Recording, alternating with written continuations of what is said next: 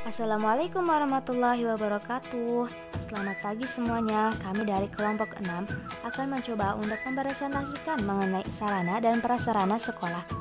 Sebelumnya, kami akan memperkenalkan terlebih dahulu anggota kelompok kami, yaitu Aan Khairunisa dengan NIM 19081050001, Lucy Malini dengan NIM 19081050022, dan Inka Hakimah dengan NIM 19081050029. Sebelum masuk ke pembahasan, saya akan memberitahu pembahasan apa saja yang akan dibahas ke depannya. Adapun pembahasannya yaitu mengenai sarana dan prasarana sekolah, kemudian laboratorium sekolah, dan perpustakaan sekolah. Langsung saja yuk masuk ke pembahasan awal, yaitu sarana dan prasarana sekolah. Materi yang pertama yaitu sarana dan prasarana pendidikan. Pengertian sarana dan prasarana pendidikan. Yang pertama, menurut Ibrahim Bafadal, sarana pendidikan adalah semua perangkat peralatan, bahan, dan perabot yang langsung digunakan dalam proses pendidikan di sekolah. Yang kedua yaitu menurut Wahyuningrum. Wahyuningrum mengatakan bahwa sarana pendidikan adalah segala fasilitas yang diperlukan dalam pembelajaran yang meliputi barang bergerak maupun tidak bergerak, supaya tujuan pendidikan tercapai. Yang ketiga menurut Grieg, prasarana adalah bentuk dari segala kelengkapan dasar fisik dari kawasan, lingkungan, kota atau wilayah yang dapat memungkinkan ruang tersebut bisa berfungsi sebagaimana seharusnya. Yang keempat yaitu menurut Daryanto, prasarana adalah suatu alat yang dipergunakan yang secara tidak langsung menunjang untuk mencapai tujuan dari perusahaan atau instansi pemerintahan. Prasarana pendidikan adalah semua perangkat kelengkapan dasar yang secara tidak langsung menunjang proses pendidikan di sekolah. Dalam pendidikan misalnya lokasi atau tempat, bangunan sekolah, lapangan olahraga, ruang, dan sebagainya. Dan yang terakhir yaitu menurut Kamus Besar Bahasa Indonesia, sarana adalah segala sesuatu yang dapat dipakai atau dapat digunakan sebagai alat dalam mencapai suatu maksud atau tujuan tertentu. Sedangkan prasarana adalah segala sesuatu yang merupakan penunjang utama dari terselenggaranya suatu proses. Sedangkan menurut Permendiknas nomor 24 tahun 2007, sarana adalah suatu perlengkapan pembelajaran yang dapat dipindah-pindahkan seperti papan tulis, alat peraga, meja, dan lain sebagainya. Sedangkan prasarana adalah suatu fasilitas dasar untuk menjalankan keseluruhan fungsi sekolah atau madrasah seperti taman, halaman, lapangan, dan lain sebagainya. Selanjutnya adalah tujuan sarana dan prasarana. Tujuan sarana dan prasarana ada dua tujuan. Yang pertama yaitu menciptakan sekolah yang bersih, rapi, dan indah sehingga menyenangkan bagi warga sekolah. Yang kedua yaitu tersedianya sarana dan prasarana yang memadai baik secara kuantitas maupun kualitas yang relevan dengan kepentingan pendidikan. Materi selanjutnya yaitu klasifikasi sarana dan prasarana pendidikan. Sarana pendidikan dapat diklasifikasikan menjadi 5. Yang pertama yaitu ditinjau dari habis tidaknya dipakai. Maksudnya adalah sarana pendidikan yang habis dipakai merupakan segala bahan dan alat jika digunakan akan habis dalam waktu yang relatif singkat. Contoh seperti kapur tulis, beberapa bahan kimia untuk praktek, dan sebagainya. Selain itu, terdapat sarana pendidikan yang berubah bentuk, misalnya kayu, besi, dan kertas karton. Lanjut lagi, sarana pendidikan yang tahan lama merupakan keseluruhan alat atau bahan yang dapat digunakan secara terus-menerus dan dalam waktu yang relatif lama. Contoh, seperti bangku sekolah, atlas, globe, dan lain-lain. Yang kedua yaitu ditinjau dari bergerak atau tidaknya saat digunakan. Yang pertama, sarana pendidikan yang bergerak merupakan sarana pendidikan yang dapat digerakkan atau dipindahkan sesuai dengan kebutuhan pemakaian. Contohnya lemari arsip sekolah, bangku sekolah, dan sebagainya. Yang kedua yaitu sarana dan prasarana pendidikan yang tidak bergerak merupakan sarana pendidikan yang relatif sulit atau tidak bisa dipindahkan, misalkan PDAM. Yang ketiga yaitu ditinjau dari hubungan dengan belajar mengajar. Yang pertama, alat pelajaran merupakan alat atau benda yang dapat digunakan langsung oleh guru maupun murid dalam proses belajar mengajar.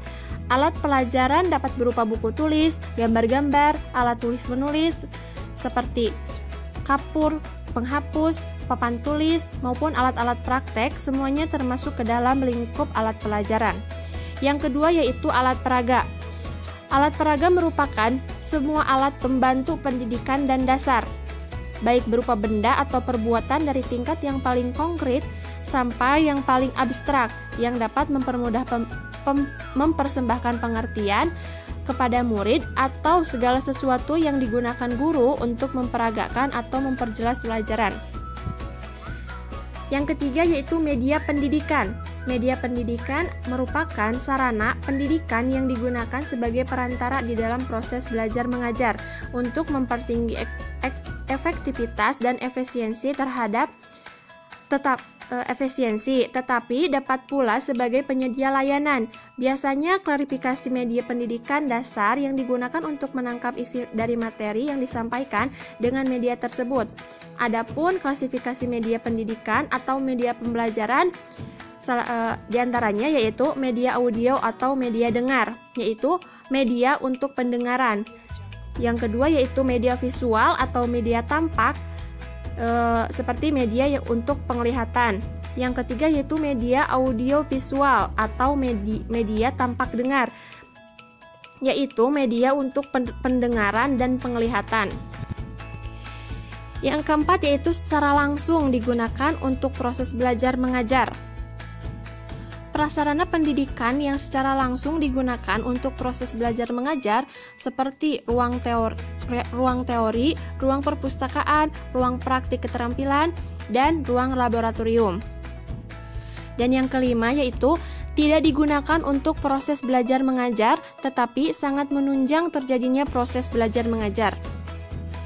Prasarana sekolah yang keberadaannya tidak digunakan untuk proses belajar mengajar, tetapi secara langsung sangat menunjang terjadinya proses belajar mengajar, misalnya seperti ruang kantor, kantin sekolah, tanah dan jalan menuju sekolah, kamar kecil, ruang usaha kesehatan sekolah, ruang guru, ruang kepala sekolah, dan tempat parkir kendaraan.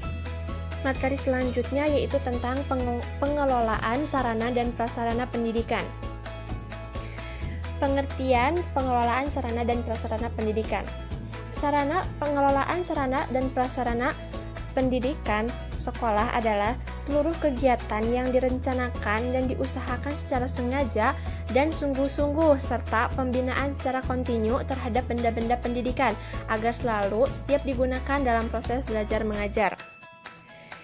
Yang kedua yaitu tujuan pengelolaan sarana dan prasarana pendidikan. Tujuannya yaitu memberikan pelayanan secara profesional di bidang sarana dan prasarana sekolah dalam rangka terselenggaranya proses pendidikan secara efektif. Sedangkan pengadaan sarana dan prasarana pendidikan adalah kegiatan penyediaan semua jenis sarana dan prasarana sesuai dengan kebutuhan dalam rangka mencapai tujuan pendidikan yang telah ditetapkan sebelumnya. Pengadaan sarana dan prasarana pendidikan merupakan fungsi operasional kedua dalam manajemen sarana dan prasarana pendidikan setelah perencanaan. Fungsi ini pada hakikatnya merupakan serangkaian kegiatan untuk menyediakan sarana dan prasarana pendidikan persekolahan sesuai kebutuhan, baik berkaitan dengan jelas dan spesifikasi, jumlah, maupun tempat, dengan harga dan sumber yang dapat dipertanggungjawabkan. Nah, ada beberapa alternatif atau cara dalam pengadaan sarana dan prasarana pendidikan persekolahan, yaitu yang pertama membeli, yang kedua membuat sendiri, yang ketiga bantuan atau hibah, yang keempat menyewa, yang kelima meminjam, yang keenam mendaur ulang, yang ketujuh menukar, dan yang terakhir memperbaiki atau merekonstruksi kembali. Ada beberapa sarana yang wajib atau harus dimiliki oleh suatu instansi. Yang pertama yaitu perabot, yang kedua peralatan pendidikan, yang ketiga media pendidikan, yang keempat buku dan sumber belajar lainnya, yang kelima yaitu bahan habis pakai. Dan ada beberapa prasarana yang wajib dimiliki oleh suatu instansi. Yang pertama lahan, ruang kelas, ruang pimpinan satuan pendidikan, ruang pendidik, ruang tata usaha, ruang perpustakaan, ruang laboratorium, ruang bengkel kerja, ruang unit produksi, ruang kantin, instalasi daya dan jasa, tempat olahraga, tempat beribadah, tempat bermain, dan tempat berekreasi. Bismillahirrahmanirrahim. Saya Lucy Melini. Di sini saya akan menjelaskan mengenai laboratorium. Yang pertama, pengertian laboratorium. Menurut Peraturan Menteri Negara Pendayagunaan Aparatur Negara dan Reformasi Birokrasi Nomor 3 pada Januari 2010 dan Peraturan bersama Menteri Pendidikan Nasional dan Kepala Badan Kepegawaian Negara Nomor 2 dan Nomor 13 pada Mei 2010, yang dimaksud dengan laboratorium pendidikan adalah unit penunjang akademik pada lembaga pendidikan berupa ruang tertutup atau terbuka yang bersifat permanen atau bergerak, yang dikelola secara sistematis untuk kegiatan pengujian, kalibrasi, atau produksi dalam skala terbatas menggunakan peralatan dan bahan berdasarkan metode keilmuan tertentu dalam rangka pelaksanaan pendidikan, penelitian, dan pengabdian kepada masyarakat. Laboratorium adalah suatu tempat melakukan percobaan dan penyelidikan. Tempat yang dimaksud dapat berupa suatu ruangan tertutup, kamar, atau ruang terbuka. Secara terbatas, laboratorium dapat dipandang sebagai suatu ruangan yang tertutup di mana suatu percobaan dan penyelidikan dilakukan. Berdasarkan Depdikbud pada tahun 1997. Umumnya, ruangan dalam hal ini adalah tempat berlangsungnya kegiatan pembelajaran secara praktik yang memerlukan peralatan khusus yang tidak mudah dihadirkan di ruang kelas. Yang kedua, ada fungsi laboratorium. Apa sih fungsi laboratorium? Laboratorium berfungsi sebagai tempat penunjang kegiatan kelas atau sebaliknya. Hal ini tergantung dari strategi yang digunakan oleh guru. Fungsi lain dari laboratorium adalah sebagai tempat pertunjukan atau peragaan. Apabila benda-benda yang disimpan merupakan benda-benda tua atau spesimen tua, di sini laboratorium berfungsi sebagai museum kecil. Laboratorium juga berfungsi sebagai perpustakaan dan workshop, serta fungsi lainnya, misalkan sebagai pusat fotografi, pusat yang memiliki alat-alat duplikasi dan reproduksi. Hal yang langsung tampak ialah laboratorium sebagai pusat kegiatan praktikum. Adapun kegiatan di laboratorium dapat meningkatkan prestasi siswa dalam aspek berikut ini. Yang pertama, keterampilan proses, yaitu mengamati, mengukur, memanipulasi objek dan fisik. Yang kedua, keterampilan menganalisis, seperti bernalar, berpikir deduktif, dan berpikir kritis. Yang ketiga, keterampilan berkomunikasi, yaitu mengorganisasikan informasi dan menulis laporan. Dan yang keempat, yaitu konseptualisasi dari fenomena ilmiah. Yang ketiga, administrasi laboratorium. Administrasi laboratorium merupakan suatu proses pendokumentasian melalui kegiatan pencatatan seluruh sarana dan prasarana, sumber daya manusia dan keuangan, serta aktivitas laboratorium.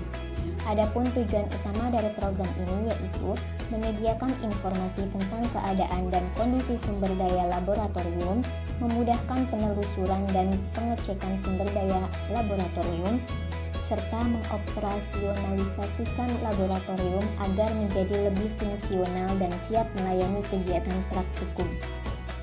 Adapun manfaat yang diharapkan dari pelaksanaan administrasi laboratorium yaitu memudahkan program pemeliharaan, mencegah penyalahgunaan, menekan biaya operasi laboratorium sekecil mungkin, peningkatan kualitas kerja sumber daya manusia, peningkatan kerjasama dengan lembaga lain, menghindari duplikasi dan overlapping pengadaan alat dan bahan, jumlah dan keterampilan teknisi yang memadai, meningkatkan kepuasan pelanggan atau pengguna, sebagai upaya monitoring, penerapan konsep perbaikan dan pencegahan, penyempurnaan yang berkesinambungan, dukungan staf pengajar sebagai penanggung jawab laboratorium di sekolah yang memadai baik dalam hal kuantitas maupun kualitas, menggunakan dan merawat alat-alat, mempersiapkan penyusunan proposal pengembangan laboratorium seawal mungkin, merencanakan pengadaan dan perawatan alat dengan skala prioritas untuk pemenuhan kebutuhan dan pengembangannya, mengoptimalkan penggunaan laboratorium melalui mata pelajaran terkait, adanya upaya melakukan penghematan. Adapun program pengadministrasian sumber daya laboratorium meliputi: pertama, pengadministrasian fasilitas fisik prasarana. Prasarana laboratorium antara lain gedung, ruang praktikum, ruang preparasi, ruang pengurus laboratorium, ruang penyimpanan bahan kimia, ruang penyimpanan peralatan, dan masih banyak lagi. Kedua, pengadministrasian ruang laboratorium. Setiap laboratorium harus memiliki denah yang menggambarkan keadaan ruang yang ada, jaringan listrik, jaringan air, dan jaringan gas. Ruangan-ruangan tersebut harus tercatat nama, ukuran, dan kapasitas dalam format A. Ketiga, infrastruktur.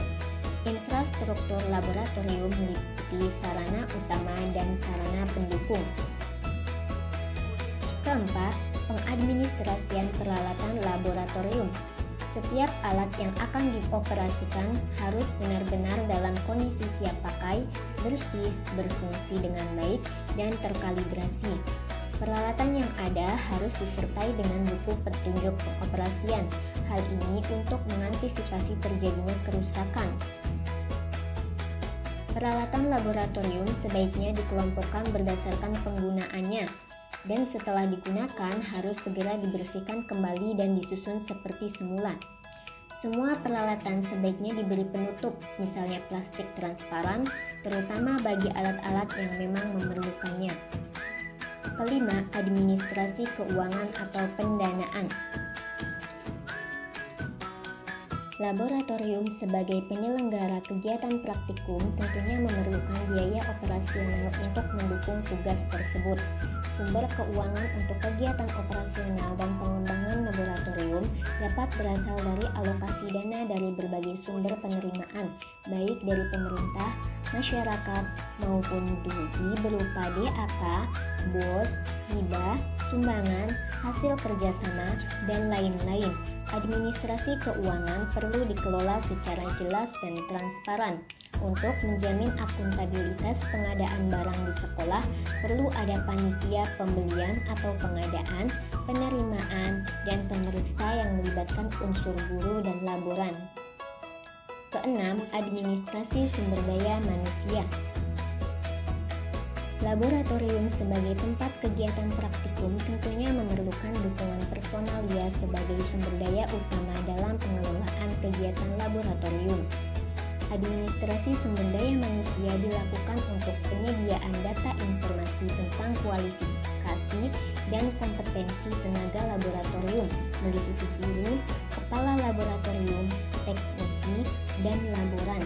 Data administrasi sumber daya manusia dapat dimanfaatkan untuk merencanakan program pendidikan dan latihan lanjutan pengembangan laboratorium ke berbagai program pelatihan atau workshop yang ditawarkan oleh berbagai instansi terpercaya. Ketujuh, administrasi aktivitas laboratorium. Merawat sarana prasarana laboratorium termasuk alat dan bahan merupakan salah satu kegiatan aktivitas laboratorium yang harus dilakukan mulai dari perencanaan, pelaksanaan, dan evaluasi secara baik dan benar. Mengadministrasikan alat dan aktivitas laboratorium bertujuan agar alat-alat yang ada selalu dapat digunakan secara optimal untuk kegiatan pembelajaran melalui praktikum dan percobaan. Pembahasan selanjutnya mengenai perpustakaan. Pertama-tama kita akan mempelajari bagaimana pengertian perpustakaan.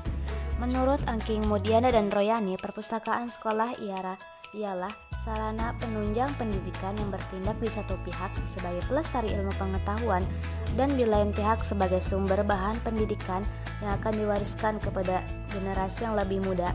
Secara nyata, perpustakaan sekolah merupakan sarana untuk proses belajar dan mengajar bagi guru maupun murid. Penjelasannya, menurut Angking Mudiana ini, perpustakaan itu memiliki dua fungsi, yaitu sebagai pelestari ilmu pengetahuan dan sebagai sumber pendidikan yang akan diwariskan kepada generasi yang lebih muda. Yang kedua yaitu menurut Harold Leonard Montague. Berdasarkan pendapatnya, ia menjelaskan bahwa perpustakaan sekolah harus daya gunakan oleh guru dan biasanya lebih dipersiapkan untuk para murid. Perpustakaan sekolah berisi koleksi buku-buku yang diorganisasi berada di sekolah untuk menunjang proses belajar mengajar. Menurut pendapatnya, ia menjelaskan bahwasannya perpustakaan itu harus digunakan sebaik mungkin karena akan bermanfaat baik bagi guru ataupun siswanya. Karena di dalamnya terdapat buku-buku atau koleksi-koleksi yang dapat dijadikan sebagai pedoman pembelajaran. Yang terakhir yaitu menurut Moch Idris Suryana. Ia mengemukakan bahwa perpustakaan sekolah hendaknya mampu menempatkan posisi sebagai jantung dari sekolah. Oleh karena itu, tugas pokok dan suatu perpustakaan adalah sebagai pengumpul, pemelihara, pengembangan, gagasan, dan pikiran-pikiran manusia dari zaman ke zaman. Penjelasannya, menurut pendapat Moch Idris Suryana ini, perpustakaan itu sangatlah penting sehingga ia mengibaratkan jantung dari sekolah. Maka dari itu, perpustakaan harus dipelihara atau dijaga kelestariannya. Kemudian, pembahasan selanjutnya yaitu mengenai fungsi dan peran perpustakaan. Fungsi dan peran perpustakaan ini terdapat 3 fungsi, yaitu sebagai pusat edukasi, pusat rekreasi, dan pusat informasi dan pusat penelitian. Adapun yang dimaksud dengan perpustakaan sekolah berfungsi sebagai pusat edukasi, yaitu perpustakaan sekolah mesti berfungsi sebagai guru atau sebagai pusat pembelajaran yang menyajikan berbagai kebutuhan para siswa dan para pemakai perpustakaan sekolah, sehingga di perpustakaan sekolah harus tersedia berbagai bahan pembelajaran yang dituntut keberadaannya oleh kurikulum. Adapun fungsi perpustakaan sekolah yang kedua yaitu sebagai pusat rekreasi. Mengapa demikian? Karena perpustakaan sekolah berfungsi sebagai sarana yang menyediakan bahan-bahan pustaka yang mengandung unsur hiburan yang sehat dan bermanfaat, sehingga pembaca dapat mengisi waktu luangnya untuk membaca buku dengan santai. Fungsi yang ketiga ini menjelaskan bahwa perpustakaan sekolah itu dapat dijadikan sebagai pusat informasi dan juga sebagai pusat penelitian. Misal mencari sumber-sumber atau bahan untuk penelitian, sehingga sebelum melakukan penelitian secara langsung dapat mengetahui dasar-dasar terlebih dahulu dengan membaca buku di perpustakaan. Pembahasan yang terakhir mengenai perpustakaan ini adalah komponen perpustakaan. Komponen perpustakaan ini ada 7. Yang pertama, adapun komponen yang dapat menunjang keberhasilan perpustakaan yang pertama yaitu pengguna. Mengapa pengguna? Karena pengguna adalah orang-orang yang akan menggunakan perpustakaan, sehingga perpustakaan tidak akan berfungsi jika tidak adanya pengguna. Adapun komponen yang kedua yaitu koleksi. Yang dimaksud dengan koleksi yaitu inti dari sebuah perpustakaan dan yang menentukan keberhasilannya karena ya di dalam perpustakaan itu isinya ya koleksi. Adapun koleksi ini bukan terbentuk eksemplarnya saja, akan tapi lebih kepada kualitas, isi, jumlah, judul, dan kemuktahiran. Koleksi-koleksi yang dimaksud seperti buku teks atau textbook, kemudian alat peraga, buku-buku referensi, kemudian ada buku tentang perpustakaan, bacaan sehat, bacaan lokal, buku-buku profesi untuk guru, dan buku-buku anak luar biasa. Untuk komponen yang ketiga yaitu pustakawan. Adapun yang dimaksud dengan pustakawan yaitu orang yang melakukan kegiatan pengadaan, pengelolaan, penyimpanan, dan pelayanan. Adapun sebutan lain dari pustakawan yaitu pekerja informasi atau information locker. Pustakawan ini yang mengelola perpustakaan sehingga perpustakaan tersebut berjalan sebagaimana mestinya. Komponen yang keempat yaitu dana. Dana itu sangat penting. Mengapa? Karena ya tanpa adanya dana, koleksi-koleksi dalam perpustakaan tidak akan terpenuhi, dan juga misalkan ada kegiatan, ya maka kegiatan tersebut tidak akan terlaksana. Komponen yang kelima yaitu sarana dan prasarana. Sudah sangat jelas jika perpustakaan itu harus terpenuhi sarana dan prasarananya.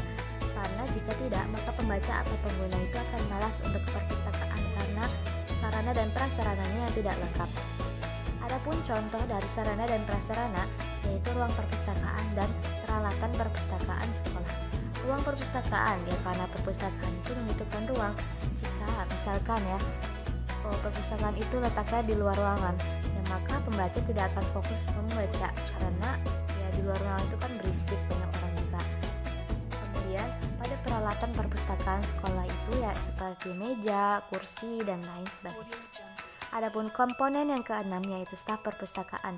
Mengapa demikian? Karena staf perpustakaan yaitu kunci utama dalam berkembang atau tidaknya suatu perpustakaan. Seperti yang dikatakan oleh Sorjono Trimo, yaitu sukses tidaknya servis perpustakaan tergantung pada 3 faktor, yaitu 5% dari fasilitas dan kelengkapan gedung perpustakaan, kemudian 20% dari akibat koleksi bahan-bahan, dan yang terakhir 75% dari staf perpustakaan, secara tidak langsung maupun langsung.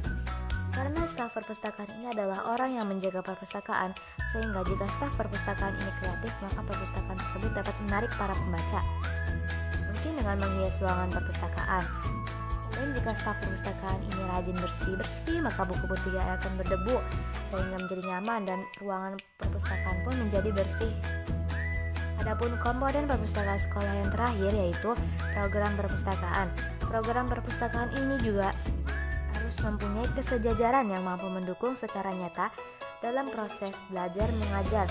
Program perpustakaan juga harus adanya kerjasama antara pihak pustakawan sekolah atau guru terus kepada siswa atau perwakilannya seperti OSIS dan juga wali murid, sehingga akan berjalan sebagaimana mestinya program tersebut jika disetujui oleh berbagai pihak dan memang mendukung pembelajaran. Terima kasih. Sebelum mengakhiri presentasi ini akan ada quotes, ya bisa juga dijadikan sebagai pegangan atau self reminder buat teman-teman semua. Quotes ini berasal dari Dr. Seuss, yaitu seorang pengarang dan kartunis asal Amerika. Adapun quotesnya itu seperti ini. The more that you read, the more things you will know. The more that you learn, the more place you will go. Quotes tersebut memiliki arti semakin banyak kamu membaca, semakin banyak pula pemikiran yang kamu ketahui. Semakin banyak kamu belajar, semakin banyak pula tempat yang akan kamu tuju. Ya, cukup sekian dari kami. Kurang lebihnya mohon maaf. Wabillahi taufiq wal hidayah. Wassalamualaikum warahmatullahi wabarakatuh.